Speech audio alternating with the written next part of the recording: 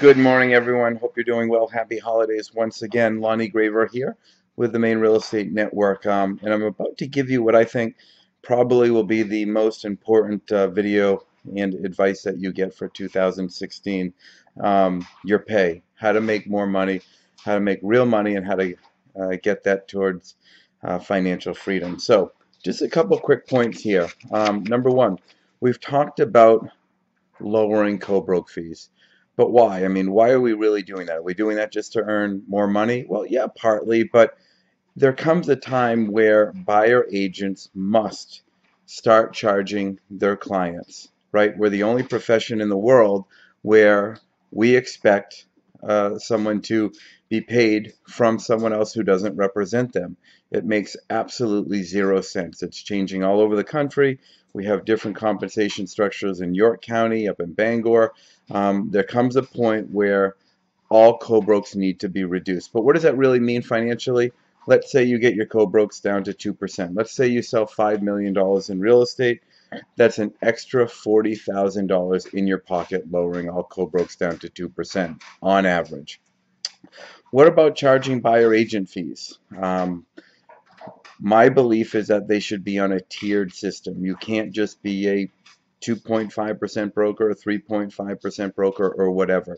My belief is if you're selling $0 to $150,000 house, you should be paid 4%. If you're selling a $150,000 to $250,000 home, you should be paid 3.5%. If you're selling $250,000 to $350,000 home, you should be paid 3%. Anything over above that, you probably want to accept what's offered on the co-broke of the MLS. And remember, the MLS co-broke is the final rule. There is no other reciprocal agreements or anything like that.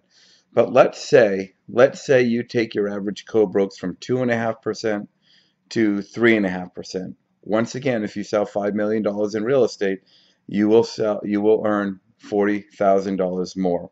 So we're already building up our compensation without having to sell more real estate. But what about pocket listings?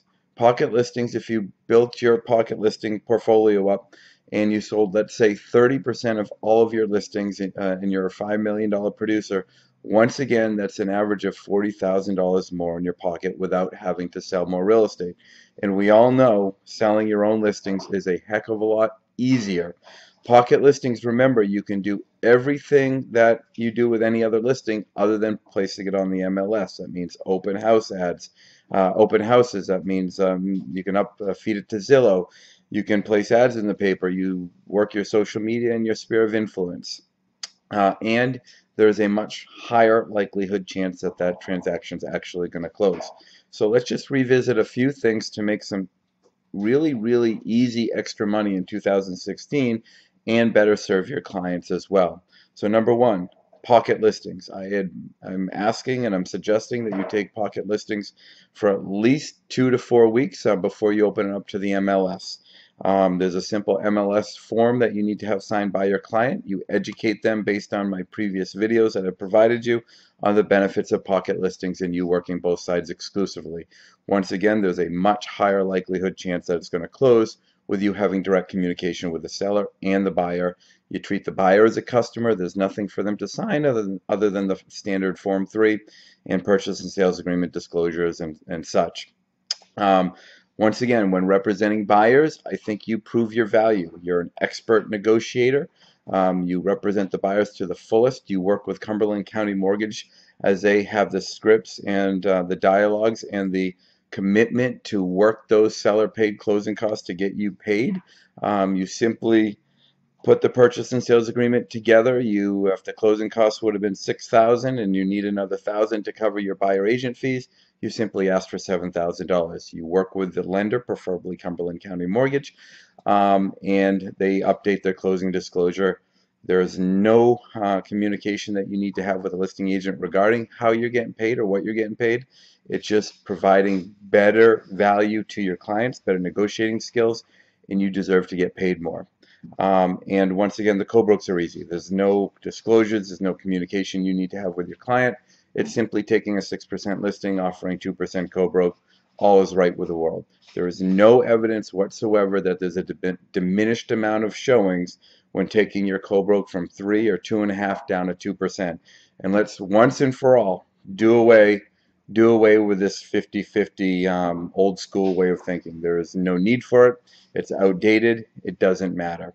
But what does that really mean financially as far as long term?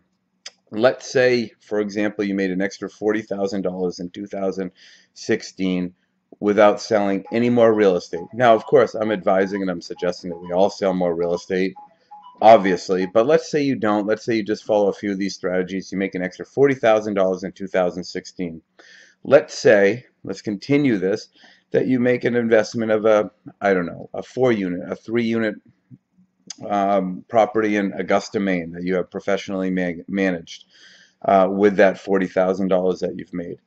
You make $7,200 a year cash on cash return. You build equity, of course. So what do those real numbers mean? I'm going to have to go to my notes here. So you make $7,200 a year on that investment. You build up equity.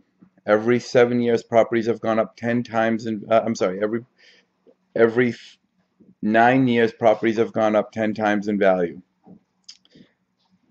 So that's incorrect. I read that wrong. I apologize. And I'm not redoing this tape or this video because I'm committed now.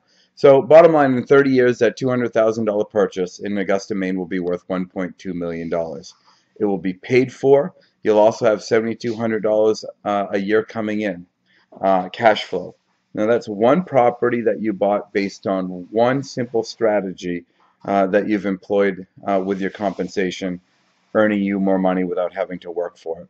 Let's say you do that 10 times. What that means, and in 30 years, if you've done that 10 times, you'll have 10 properties paid for, free and clear, worth $11.4 million, and you'll have roughly $72,000 a year coming in cash flow, mailbox money, and that's really conservative because we know rents are going to just go up, up, up, and up. So my estimation that will really be about $142,000 to $165,000 net cash flow in your pocket by employing one strategy, taking that extra money that you've made, buying one investment property every year for the next 10 years, and I think you could do a lot more. I'm just trying to show you the very conservative numbers, how employing a few simple strategies to make you more money without having to work harder but smarter, and taking that money, putting it out there to work for you, and then having that accelerated by 10. So my goal, as you know, forget about Ernie's charts, forget about Ernie's numbers. They're really important to me, and we need to analyze them to stay in the black and have a successful company, of course, and I'm forever grateful for that guidance. But my real goal, the Maine Real Estate Network, make no mistake, is to have my family, you guys, financially free in 10 years or less. If I've done that, if I've helped a lot of people on that path towards financial freedom, I don't care. I shouldn't say I don't care. We obviously care a little bit about what we make, but that is a true measure of the success of the Maine Real Estate Network. Happy holidays, and hope you enjoyed the video.